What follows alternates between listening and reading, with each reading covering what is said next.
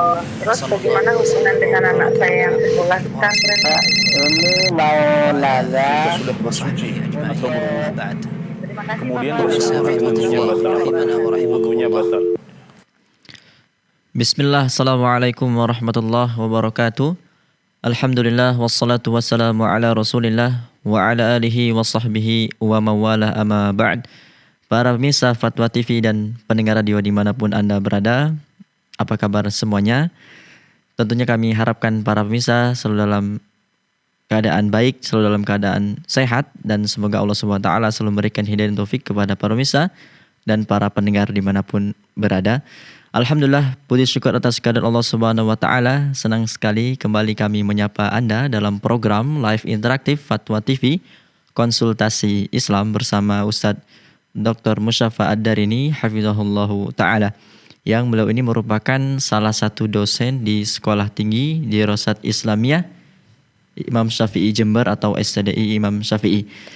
Kemudian salam dan salam semoga selalu tercurahkan kepada suri taulan kita Rasul tercinta Nabi Muhammad sallallahu alaihi wasallam, juga kepada keluarga beliau, para sahabat dan orang-orang yang mengikuti beliau dengan baik hingga hari kiamat. Dan alhamdulillah pemirsa, senang sekali Ustadz sudah hadir bersama kita di studio. Kita sapa beliau terlebih dahulu. Assalamualaikum Ustadz. Waalaikumsalam warahmatullahi wabarakatuh. Ahlan wa sahlan Ustadz. Ahlan bik. Gimana kabarnya Ustadz? Alhamdulillah bikhair. Jazakumullah khairan Ustadz sudah hadir bersama kami di studio Ustadz. Jazaka khair.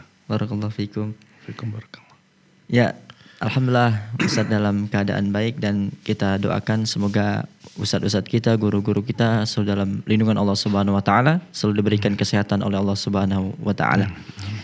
Dan pemirsa Fatwa TV dan pendengar radio dimanapun Anda berada, kami juga informasikan live interaktif kita pada kesempatan yang berbahagia ini juga disiarkan oleh beberapa stasiun radio. Di antaranya ada Radio MD FM Probolinggo, Radio Binbas Yogyakarta, Radio Sahabat Tegal, kemudian ada Radio Hang FM Batam, Radio Amuba Pangkal Pinang, Radio Sago FM Sumatera Barat, Radio Gema FM Bontang, Radio Al-Hikmah Banyuwangi, Radio Mas FM Sragen, dan Radio Tuah FM Riau. Kami ucapkan jazakumullah khairan wa barakallahu fikum. Terima kasih atas partisipasinya dalam menyiarkan live interaktif kita pada kesempatan kali ini, dan kami juga mengajak Anda untuk bertanya langsung kepada Ustadz dengan menghubungi line interaktif kami di 0331 544 6087, 0331 544 6087. Dan pemirsa, sebelum kita memasuki tanya jawab, kita minta Ustadz untuk menyampaikan nasihat pembuka Ustadz. Bismillahirrahmanirrahim. Assalamualaikum warahmatullahi wabarakatuh. Alhamdulillah wassalatu wassalamu ala rasulillah wa ala alihi wa sahbihi wa man tabi'ahudah. Jamaah sekalian, kaum muslimin dan kaum muslimat rahimana wa rahimakumullah. Termasuk di antara sesuatu yang bisa memberikan semangat yang besar kepada kita semuanya untuk beramal kebaikan adalah mengingat surga Allah Subhanahu wa taala. Dengan mengingat nikmat surga, maka kita akan menjadi semangat untuk taat kepada Allah, untuk melakukan kebaikan-kebaikan. Jamaah sekalian rahimana rahimakumullah, bagaimana nikmat surga ini? Ada 5 dalil yang sangat luar biasa dalam menjelaskan nikmat surga ini. Dalil yang pertama adalah dalil yang menjelaskan bahwa nikmat surga ini nikmat yang di atas khayalan manusia. Dalam hadits qudsi, Allah Subhanahu wa taala berfirman, "A'adadtu li'ibadiyas salihin ma la 'ainun ra'at wa la udhunun sami'at wa la khatar 'ala qalbi bashar." Aku telah persiapkan untuk hamba-hambaku yang saleh kenikmatan yang tidak pernah dilihat oleh mata, kenikmatan yang tidak pernah didengar oleh telinga, bahkan kenikmatan tersebut tidak pernah dibayangkan oleh hati manusia.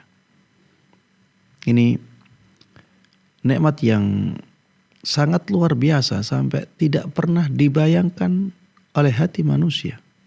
Artinya nikmat ini benar-benar di atas khayalan manusia.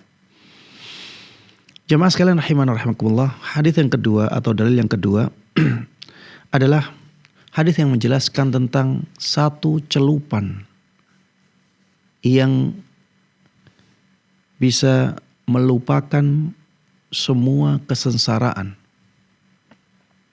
Satu celupan yang bisa melupakan semua kesengsaraan. Disebutkan dalam hadis yang sahih, di hari kiamat nanti akan Allah datangkan seorang ahli syurga yang paling sengsara ketika hidup di dunia. Orang ini dicelupkan ke syurga sekali saja. Setelah dicelupkan, Allah Subhanahu wa taala bertanya kepada orang ini, "Hal ra'aita syarran qat?" Pernahkah engkau melihat keburukan sekali saja? Hal marra bika bu'sun qat? Pernahkah engkau mengalami kesengsaraan walaupun hanya sekali saja?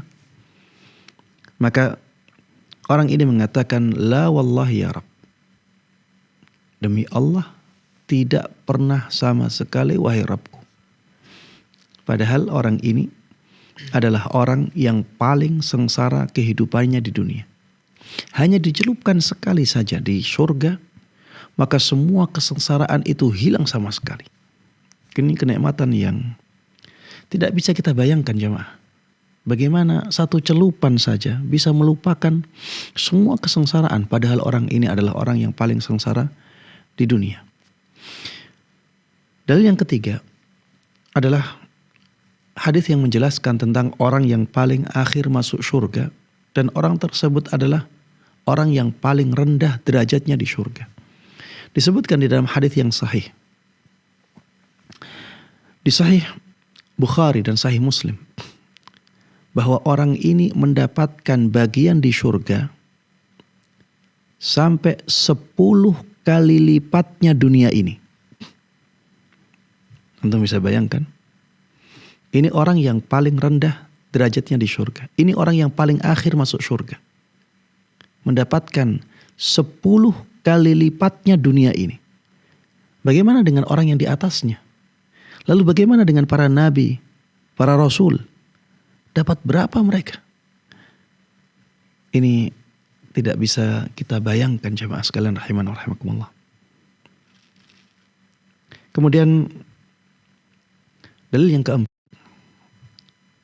yang menjelaskan kepada kita betapa luar biasanya nikmat surga adalah hadis yang menjelaskan bahwa Allah Subhanahu wa taala membagi rahmatnya menjadi 100 rahmat.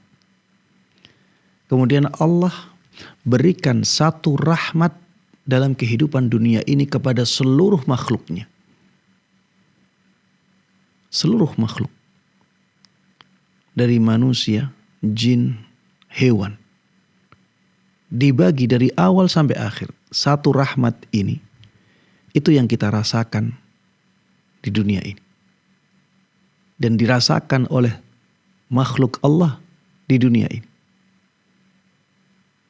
Padahal kalau kita melihat ya kasih sayang yang terjadi antara makhluk ini sudah sangat luar biasa. Bagaimana kasih sayang seorang ibu kepada anaknya. Bagaimana kasih sayang anak kepada orang tuanya. Bagaimana kasih sayang seseorang kepada saudaranya, kepada teman akrabnya. Bagaimana kasih sayang seorang istri kepada suaminya, suami kepada istrinya. Kasih sayang yang sangat luar biasa. Dan itu bukan hanya di tengah-tengah manusia. Di dunia hewan pun ada kasih sayang itu yang sangat luar biasa. Ini satu kasih sayang, satu rahmat Allah yang dibagi-bagi dan dirasakan oleh makhluk yang sangat banyak itu. Itu pun masih luar biasa. Dan nantinya di surga Allah Subhanahu wa taala Allah kasih 99 rahmatnya. Antum bisa bayangkan, ya kita bisa membayangkan bagaimana luar biasanya rahmat Allah ketika di surga nanti.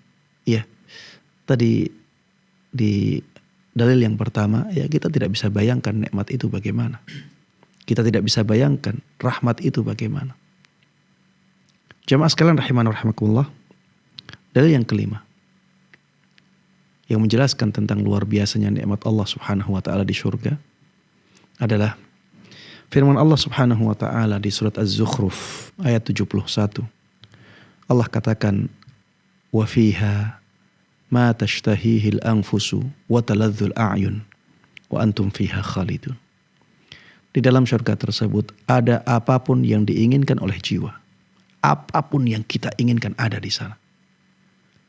Dan apapun yang menjadikan mata senang ada di sana. Dan bukan hanya itu, wa antum fiha khalidun. Kalian di sana akan selama-lamanya. Jemaah sekalian rahiman rahimakumullah, antum bisa bayangkan bagaimana nikmatnya orang yang bisa mendapatkan semua yang diinginkannya. Semua yang diminta oleh dia ada semuanya. Dan itu bukan hanya 1 detik, 2 detik, 5 menit. Tidak, itu selama-lamanya. Tidak ada akhirnya. Dan ternyata semua itu masih kalah dengan nikmat melihat wajah Allah subhanahu wa ta'ala. Di dalam hadis yang sahih disebutkan, Allah subhanahu wa ta'ala ketika hari Jum'ah membuka hijabnya. Dan akhirnya penduduk surga bisa melihat wajah Allah subhanahu wa ta'ala. Dan dikatakan di dalam hadis tersebut, فَمَا أُعْتُوا شَيْئًا أَحَبَّ إِلَيْهِمْ مِنَ النَّظَرِ إِلَى رَبِّهِمْ عَزَّ وَجَلَ.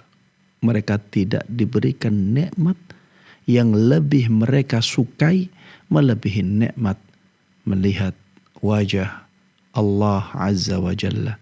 Jemaah sekalian rahiman rahimakumullah, mudah-mudahan Allah subhanahu wa ta'ala menjadikan kita semuanya pantas memasuki surganya dan pantas mendapatkan surga firdausnya. Amin amin ya rabbal alamin. Dan surga ini tidak mungkin kita dapatkan kecuali dengan amal yang ikhlas dan sesuai dengan tuntunan Nabi kita Muhammad sallallahu alaihi wasallam. Maka mari kita semangat untuk melakukan kebaikan dan ingat-ingatlah firman Allah subhanahu wa ta'ala, kullu nafsin bima kasabat rahina. Semua orang itu tergadaikan oleh amalan dia. Wallahu ta'ala alam, sallallahu wasallama wa baraka ala nabiyina Muhammad wa ala alihi wa sahbihi wa man tabi'ahum bi ihsan ila yaumiddin. Walhamdulillahi rabbil alamin. Jazakumullah khairan Ustaz. Jazaka khairan. Demikianlah para pemirsa Fatwa TV dan pendengar radio dimanapun Anda berada, nasihat pembuka dari Ustadz. Semoga apa yang Ustadz sampaikan bermanfaat untuk kita semua. Dan pemirsa, kami mengajak Anda untuk berpartisipasi untuk syiar dakwah Islam di Fatwa TV melalui rekening aktif yang dapat Anda saksikan di layar kaca Anda. Kembali kami informasikan, kami mengajak Anda untuk bergabung dalam syiar dakwah Islam di Fatwa TV melalui rekening aktif yang tertera di layar kaca Anda. Ya, demikianlah para pemirsa Fatwa TV dan pendengar radio, kembali kami mengajak Anda untuk bertanya secara langsung, berpartisipasi dengan menghubungi line interaktif kami di 0331 544 6087, 0331 544 6087, konsultasi Islam. Tapi saat kita bacakan pertanyaan yang sudah masuk melalui website. Ada dari Bapak Masrul Syafri di Sumatera Barat, Kota Padang. Assalamualaikum warahmatullahi wabarakatuh, Ustaz. Izin bertanya, apakah ada sholat ghaib terhadap korban bencana banjir di Cianjur tersebut, Ustaz? Karena saya melihat banyak masjid yang melakukan hal tersebut. Baik. Jemaah sekalian rahiman wa rahimakumullah. Ya, kita semuanya ikut berbelasungkawa atas terjadinya bencana gempa bumi di Cianjur. Ya, mudah-mudahan Allah subhanahu wa ta'ala mengampuni dosa-dosa para korban yang beragama Islam. Dan mudah-mudahan Allah terima semua amal kebaikan mereka. Amin. Mudah-mudahan juga Allah subhanahu wa ta'ala memberikan kesabaran kepada para kerabat yang kehilangan mereka.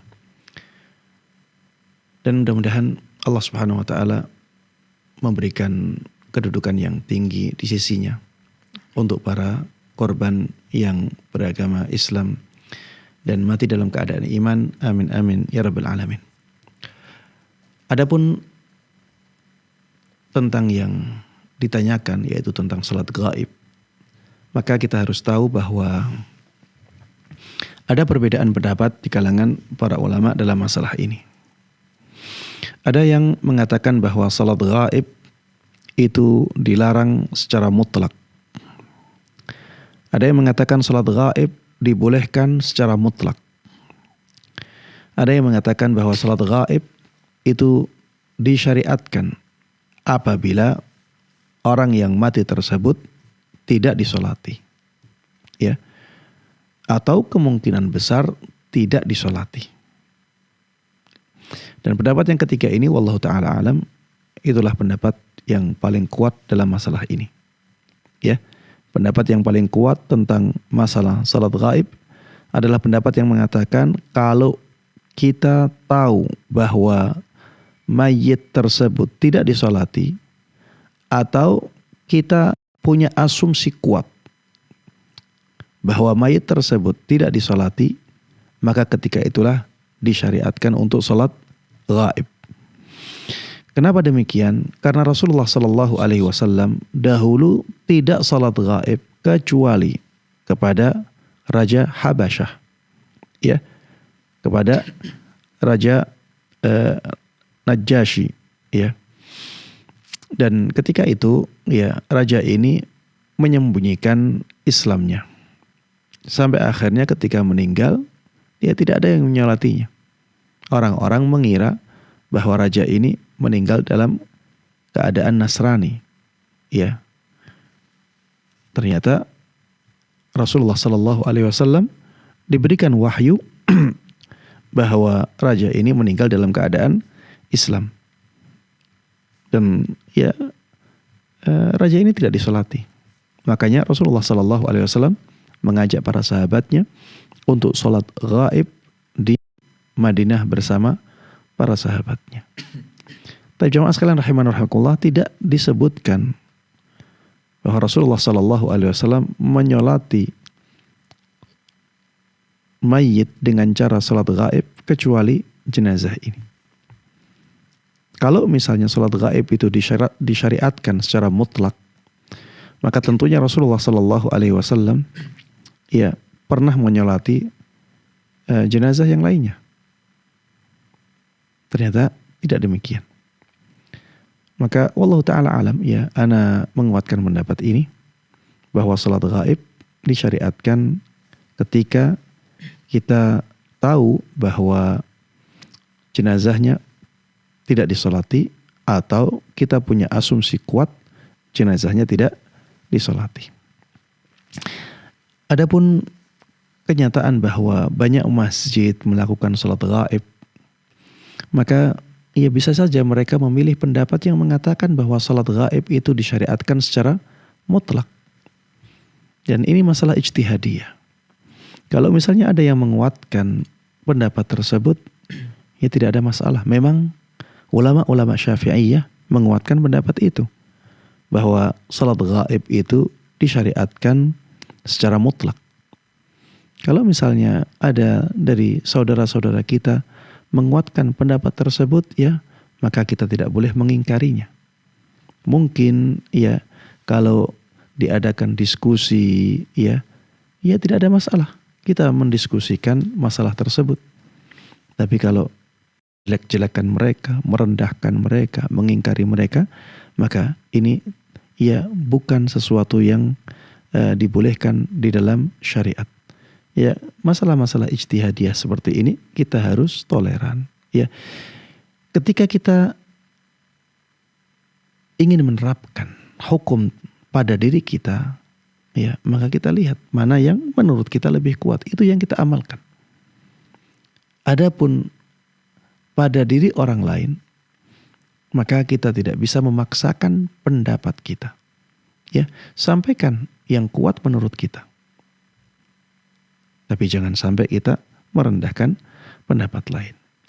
Kalau misalnya memang kita punya asumsi kuat bahwa ada korban dari bencana gempa yang belum disolati karena misalnya tidak ditemukan, ya, dan memang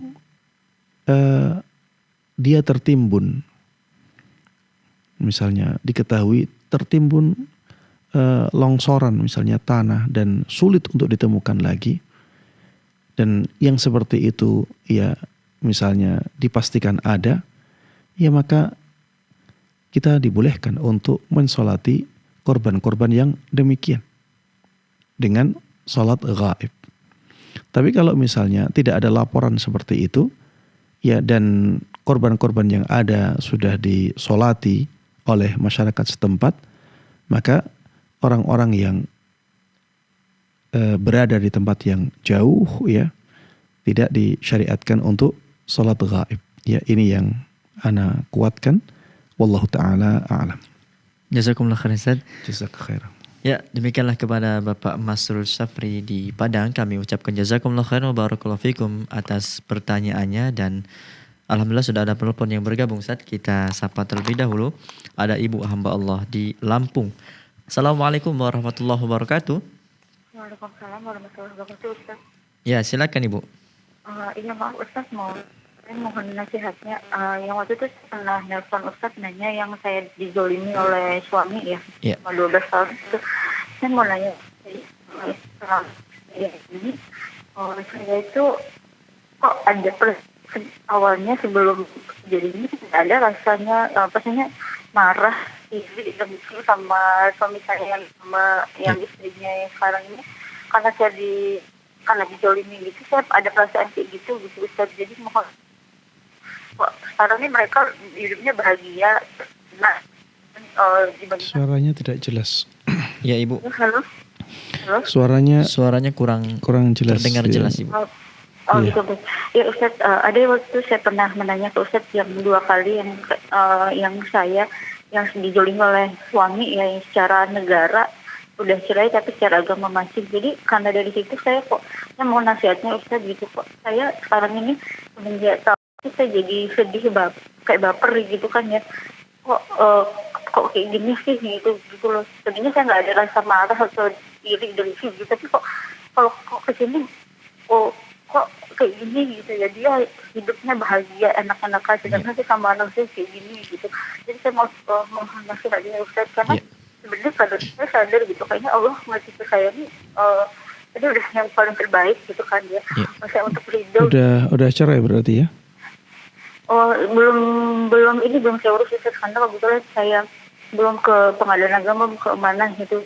Saya karena masih ada kerjaan di rumah sakit sampai akhir tahun ini gitu kan, jadi saya memang belum itu, jadi ke bawah-bawah maksudnya akhirnya, karena memang saya nggak bisa ninggalin pekerjaan di rumah sakit, jadi memang saya belum ke pengadilan dan belum nanya lagi ke gimana prosesnya gitu. Rencananya memang ingin berpisah? Gimana ya, kemarin itu karena yang suami nggak ada kata kan ini udah secara agama aja lah pisahin saya gitu kan, tapi dia nggak mau, jadi dia masih menggantung gitu karena dia memang dia nggak mau pisah gitu kan. Terus karena dari situ saya timbul rasa kok kayak bisa begini sih gitu. Tidak mau pisah tapi sudah menjatuhkan talak? Enggak, jadi waktu itu saya yang mengajukan KDRT kan Ustaz, yang waktu itu saya ke pengadilan agama, jadi sebelum keluar surat akte cerai kami sudah sepakat rujuk gitu, tapi ternyata dia akte cerainya dipakainya untuk dia nikah lagi itu waktu itu Ustaz. Akte cerai berarti kan sudah cerai ya? Gitu ya Ustaz. Gimana? Ya, jadi sudah akte cerai kemudian rujuk gitu setelah membuat akte cerai? Jadi memang akte cerainya waktu itu kan Ustaz, jadi kami karena waktu itu ngurus kerjaan, jadi kami nggak sempat ngurus yang surat rujuk, jadi kami pikir udah rujuk aja gitu, ternyata Kapan rujuknya? Setelah akte cerai atau sebelum akte cerai? Sebelum. Iya, berarti kan akte cerainya sudah keluarnya setelah rujuk. Iya. Berarti menceraikan dulu, kemudian rujuk, baru aktenya keluar? Oh enggak Ustaz, jadi waktu itu saya kan yang ke pengadilan agama. Ya. Terus pengadilan agama, jadi karena waktu itu belum keluar surat belum keluar akte cerainya, jadi karena anak kan gitu, terus karena saya bisa melahirkan gitu, jadi ya udahlah gitu saya terima, siapa tahu suami saya berubah gitu kan, jadi kami sepakat rujuk. Sebentar, saya ingin memastikan ini. Cerai, dirujuk, kemudian suami mengurus akte cerai. Kalau itu akte cerainya dikirim ke rumah mertua saya gitu, dari situ dipakai lagi buat nikah lagi gitu. Saya paham itu, saya paham yang masalah itu saya paham. Yang ingin saya tanyakan, suami menceraikan, apakah benar seperti pemahaman suami menceraikan ibu, kemudian setelah itu suami merujuknya, kemudian setelah itu suami mengurus surat cerai, apakah benar seperti itu? Yang ke pengadilan agama yang minta cerai saya Ustaz. Terus tadi rujuknya gimana? Jadi waktu itu karena saya kurang mengerti agama, jadi waktu itu belum habis pengadilan agama, karena belum keluar akte cerai, karena ada anak kasihan gitu kan, kebetulan saya keterima di provinsi.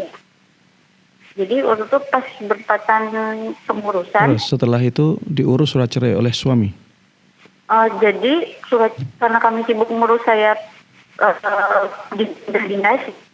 Ya. Jadi waktu itu kami nggak kepikiran kalau harus ngurus surat rujuk gitu ke pengadilan agama. Nah karena sampai beberapa bulan kemudian ternyata keluarlah surat cerai. Nah surat cerainya itu dipakai untuk nikah lagi gitu. Taib, kapan diurusnya surat cerai itu? Surat diambilnya berarti Ustaz? Kapan diurusnya surat cerai itu? 2011. Iya, berarti setelah surat cerai itu berarti ibu sudah diceraikan, sudah ada surat cerai terus. Oh, betul Ustaz. Oh, baik. Apa rujuknya kapan rujuknya? Setelah surat cerai itu ataukah sebelum surat cerai itu? Sebelum. Gimana surat cerainya belum dikeluarkan kemudian dirujuk? Berarti sebelumnya sudah ada talak lagi? Enggak Ustaz. Jadi waktu itu karena waktu itu jadi mantan suami Ustaz. Mantan suami saya bilangnya yaudah ntar kita urus ke pengadilan atau rujuknya gitu. Habis itu ternyata surat itu udah nyampe aja ke rumah mertua, habis itu dipakai aja di nikah. Baik, untuk masalah cerai saya tidak bisa memahami dengan baik. Itu saya serahkan ke pengadilan. Lebih baik saya tidak bisa memahami dengan baik apa yang ibu sampaikan masalah perceraian. Ya, jadi saya tidak bisa menjawabnya. Adapun masalah yang selanjutnya yang ingin ibu sampaikan apa? Jadi karena ini kok saya ngerasanya gini, kok sekarang dia dari kan misalnya kayak dia menjolimi saya di 2010 karena KDRT, karena rumah saya dijadikan semuanya gitu kan, secara ekonomi seperti ini. Sampai sekarang dia enak misalkan gitu jabatan. Ya, sudah paham. Sudah terima gitu. Ya, sudah paham. Cukup difahami Bu, sudah difahami pertanyaannya. Jazakillah khairan. Ya, jemaah sekalian rahimana wa rahimakumullah. Mohon maaf ya untuk masalah yang ditanyakan, ya masalah perceraian, karena saya sudah berusaha untuk memahami, ternyata ya kurang bisa memahaminya dengan baik. Apakah perceraian itu terjadi 2 kali ataukah hanya sekali? Apakah yang paling akhir itu perceraian ataukah setelah itu ada rujuk? Saya nggak paham dengan baik setelah berusaha untuk menanyakan. Intinya setelah itu ya ibunya merasa kenapa kok kelihatannya yang menzalimi ibu malah dijadikan orang yang menikmati hidupnya, ya hidupnya kelihatan bahagia. Sehingga ibu merasa tidak terima dengan keadaan itu. Jemaah sekalian rahimana rahimakumullah, kita apabila diuji oleh Allah Subhanahu wa taala dengan ujian tertentu, maka sikap yang paling baik untuk kita pilih adalah menerima takdir Allah dengan rela. Menerima takdir Allah dengan sabar. Bahkan kalau bisa dengan syukur. Karena kalau kita tidak sabar dalam menerima ujian yang Allah timpakan kepada kita, kalau kita tidak sabar dalam menghadapi musibah yang Allah kehendaki menimpa kita, maka kita akan menjadi orang yang sudah jatuh, kemudian setelah itu tertimpa tangga.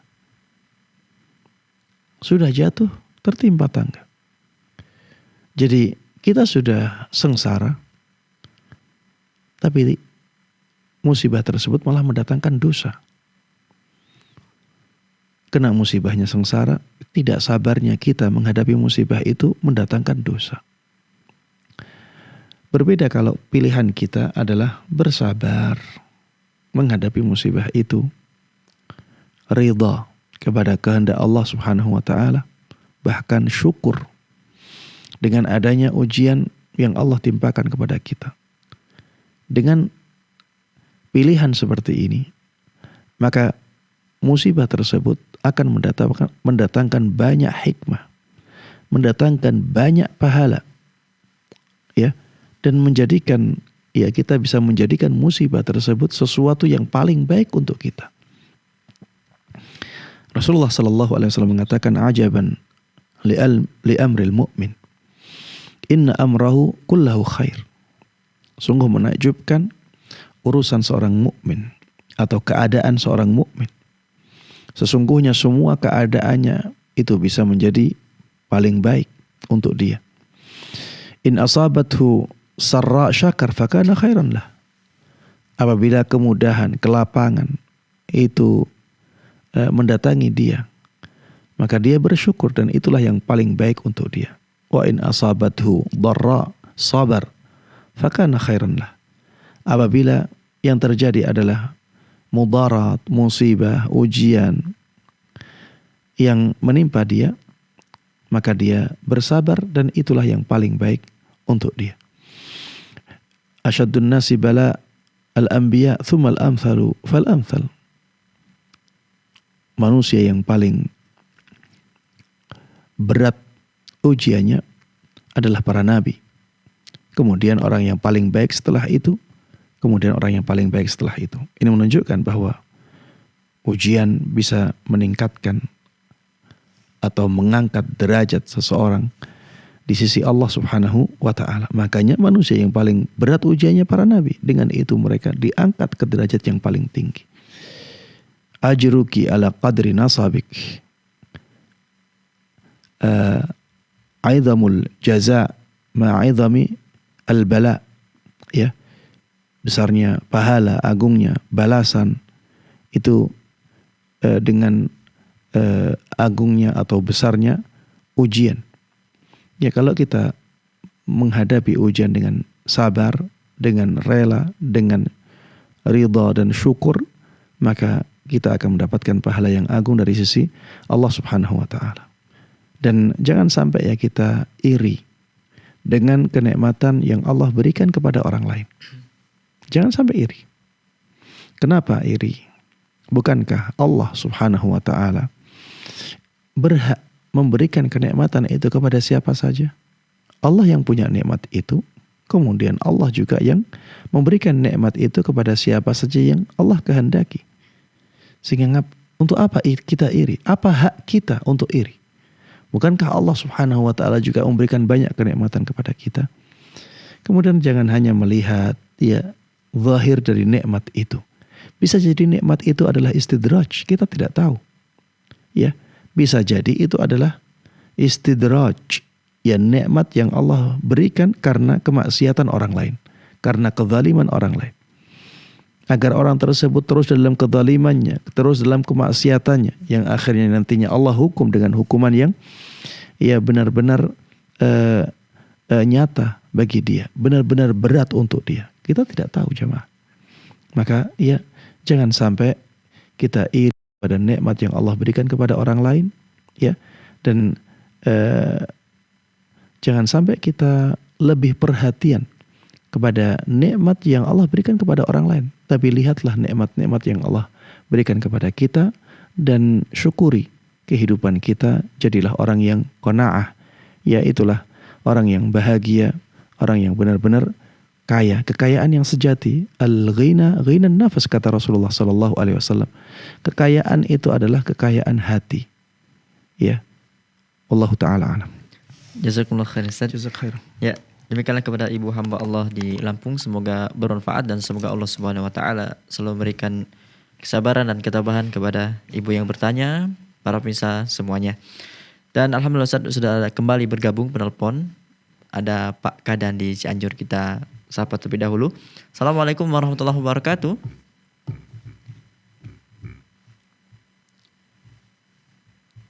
Assalamualaikum. Ya. Assalamualaikum warahmatullahi wabarakatuh. Waalaikumsalam warahmatullahi wabarakatuh. Silakan. Ya, izin bertanya Pak Ustaz. Ya. Ya, silakan. Ada potongan hadis yang berbunyi inamaju ilal imamu liyutama bih Ustaz. Ya. Ya.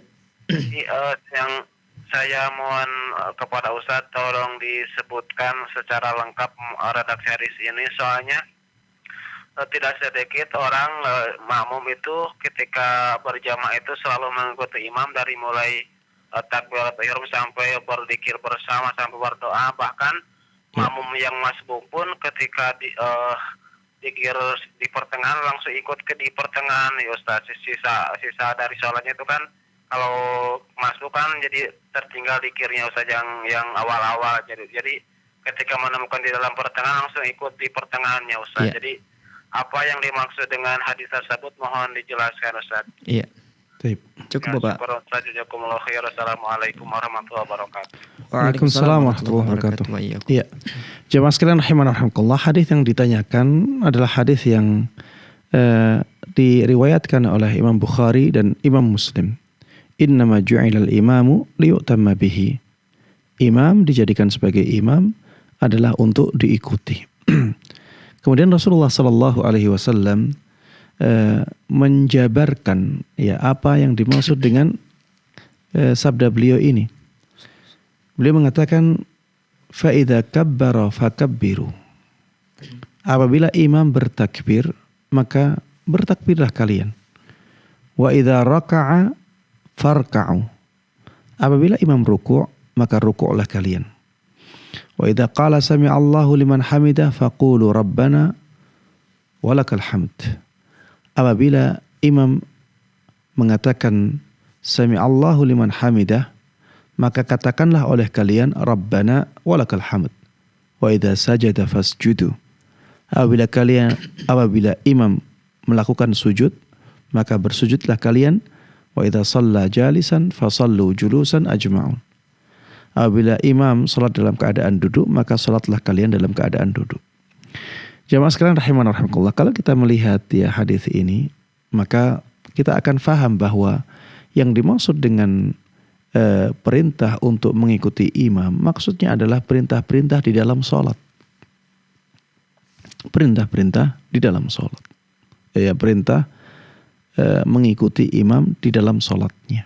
Bukan sebelum salatnya atau setelah salatnya.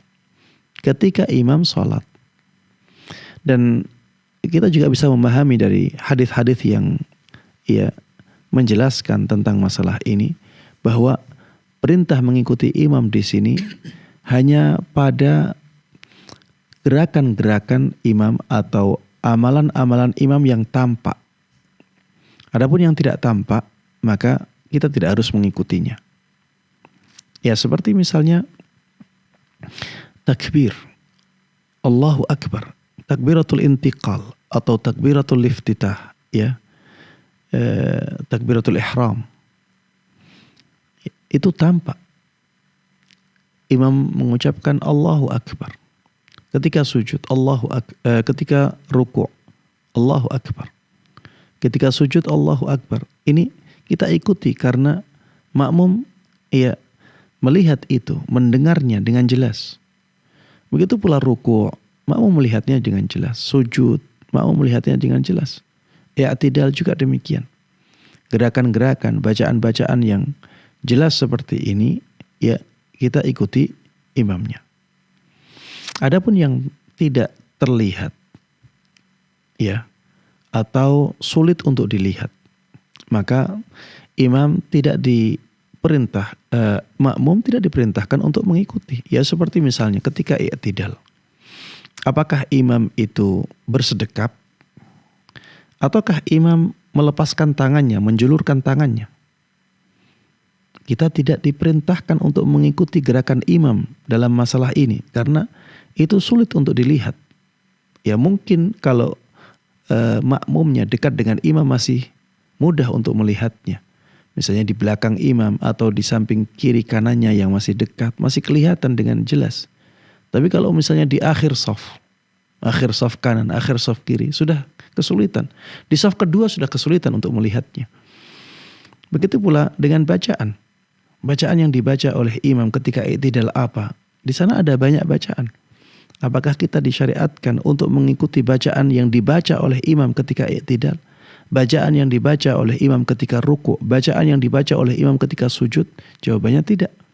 Kenapa? Karena ini bukan sesuatu yang tampak, ya, baik oleh pendengaran kita ataupun oleh penglihatan kita. Maka yang seperti ini tidak diperintahkan untuk diikuti. Ya, itu hanya di dalam sholat dan bukan semuanya, bukan semua yang ada di dalam sholat, tapi pada perkara-perkara yang tampak, ya, baik baik dengan penglihatan kita ataupun dengan pendengaran kita. Ya, wallahu taala alam. Jazakumullah khairan Ustaz. Jazakallahu khairan. Ya, demikianlah kepada Pak Kadan di Cianjur, kami ucapkan jazakumullah khairan wa barakallahu fikum atas pertanyaannya, semoga bermanfaat. Kembali Ustaz, kita angkat penelpon yang sudah bergabung. Ada Ummu Zahra di Riau. Assalamualaikum warahmatullahi wabarakatuh. Waalaikumsalam warahmatullahi wabarakatuh. Ya, silakan Ummu Zahra. Ya, jazakallah khair. Waalaikumsalam. Assalamualaikum warahmatullahi wabarakatuh, Ustaz. Waalaikumsalam Waalaikumsalam warahmatullahi wabarakatuh. Ya, silakan Ummu Zahra. Terima kasih, Ustaz. Ini menyangkut seseorang yang tidak hafal bacaan menyolatkan jenazah, tetapi dia tetap berkeinginan keras untuk ikut menyolatkannya karena ingin memperoleh pahala yang dijanjikan oleh Rasulullah SAW. Apakah itu boleh menjelang kita menghafalnya, kita ikut terus dalam menyolatkan jenazah itu? Ini terkait dengan seorang perempuan, Ustaz. Terus yang kedua, apakah boleh apa pertanyaannya?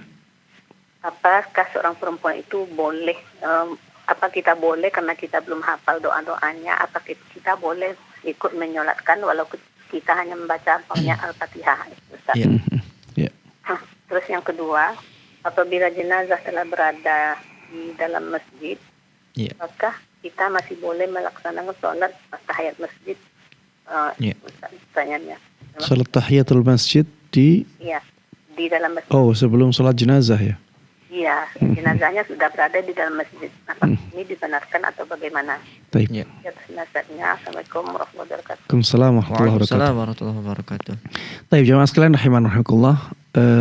Bolehkah orang yang tidak hafal doa sholat jenazah melakukan sholat jenazah? Jawabannya jamaah sekalian rahimanallah, ya, sholat jenazah itu bacaannya sangat mudah, ya. Yang pertama, ya, setelah takbiratul ihram, ya, setelah takbir pertama Allahu Akbar, ya, seorang yang sholat jenazah membaca Al-Fatihah, ya, tanpa doa istiftah, langsung, ya, Allahu Akbar langsung Al-Fatihah. Setelah itu takbir yang kedua membaca sholawat, ya, dan sholawat yang paling afdal sholawat Ibrahimiyah. Allahumma salli ala Muhammadin wa ala ali Muhammad kama sallaita ala Ibrahim wa ala ali Ibrahim innaka Hamidum Majid. Wa barik ala Muhammad wa ala ali Muhammad kama barakta ala Ibrahim wa ala ali Ibrahim innaka Hamidum Majid. Ini takbir yang kedua. Takbir yang ketiga doa, ya. Doa untuk jenazah. Kalau misalnya tidak hafal doa yang disebutkan oleh Nabi Muhammad SAW dalam hadis, ya kita bisa berdoa dengan bahasa Indonesia, bahasa kita, tidak ada masalah. Karena intinya itu doa. Kita boleh mendoakan mayit dengan redaksi bahasa Indonesia dari kita. Atau kalau misalnya khawatir nanti sholatnya batal sebagaimana dijelaskan oleh sebagian ulama misalnya, ya, maka doakan dengan hati. Doakan dengan hati. Dan Allah Subhanahu wa taala Maha mendengar perkataan hati kita. Kemudian setelah takbir yang keempat, ya, kita langsung salam. Ya. Boleh membaca doa dulu, ya. Boleh langsung salam. Ya, sesuatu yang sangat mudah. Bagaimana kalau tidak berdoa di takbir ketiga dan takbir keempat? Tidak ada masalah. Itu tidak membatalkan sholat jenazahnya. Wallahu ta'ala alam. Pertanyaan kedua. Kemudian pertanyaan yang kedua, setelah jenazah masuk ke masjid tapi sholat sunnah, sholat jenazah belum dimulai, apakah kita disyariatkan untuk sholat tahiyatul masjid? Kalau misalnya kita ketika jenazah sudah dimasukkan ternyata masih lama, ya, ternyata masih lama, maka secara umum, ya, orang yang masuk ke masjid itu disunahkan untuk sholat tahiyatul masjid. Tapi jamaah sekalian rahiman wa rahimakumullah, sholat tahiyatul masjid itu tidak harus berupa sholat tahiyatul masjid. Bisa juga berupa sholat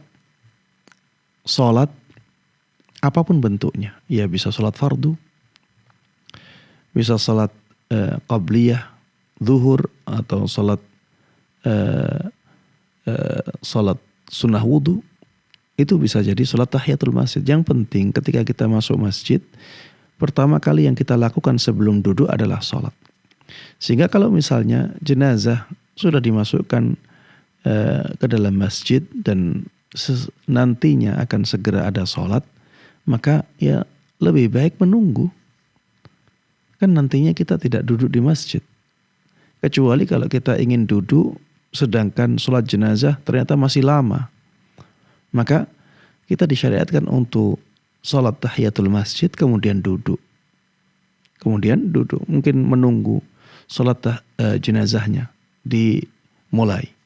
Seperti itu tidak ada masalah. Tapi kalau misalnya kita ingin menunggu sholat jenazah, ya sudah, tidak usah sholat tahiyatul masjid. Karena nanti akan sholat jenazah dan itu menjadi amal yang pertama kali kita lakukan ketika masuk masjid sebelum kita duduk di masjid. Ya, karena salat tahiyatul masjid, kalau kita melihat hadisnya, idza dakhala ahadukumul masjid fala yajlis hatta yusalliya rak'atain. Apabila salah seorang dari kalian masuk masjid, maka jangan duduk sampai dia salat 2 rakaat. Ya, sehingga dari sini kita memahami bahwa kenapa diperintahkan untuk salat tahiyatul masjid, untuk menghormati masjid ketika seseorang akan duduk di masjid tersebut. Dan orang yang menunggu salat jenazah, ya, dan setelah itu mengantarkan jenazah ke kuburan, ya biasanya tidak ada kehendak untuk duduk. Ya, biasanya salat langsung setelah itu mengantarkan jenazah ke kuburan. Maka saya melihat kalau misalnya memang waktunya tinggal sedikit, ya nunggu saja untuk kemudian langsung sholat jenazah. Kemudian jemaah sekalian rahimana rahimakumullah, ini sholat jenazah di masjid itu bukan kebiasaan di zaman Nabi Muhammad SAW maupun di zaman para sahabatnya. Tapi sekarang ini menjadi kebiasaan kaum muslimin di zaman kita. Kalau kita kembali ke zaman Nabi, ke zaman para sahabat, sholat jenazah di masjid itu bukan kebiasaan mereka.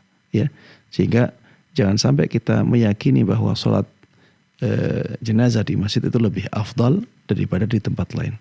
Wallahu ta'ala a'lam. Jazakumullah khair Ustaz. Ya, demikianlah kepada Ummu Zahra di Riau kami ucapkan jazakillah khairan wa barakallahu fikum atas pertanyaannya, semoga bermanfaat.